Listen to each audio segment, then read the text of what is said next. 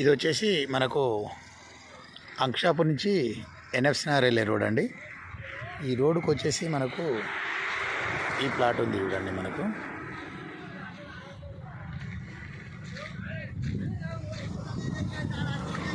ఇది మనకు 336 గజాల ప్లాట్.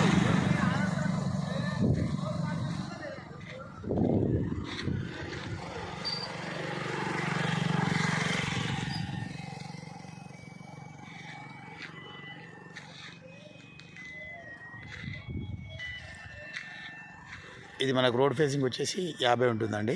ఈ డాంబర్ రోడ్ ఫేసింగ్ వచ్చేసి ఈ డెప్త్ వచ్చేసి మనకు 60 ఉంటుంది.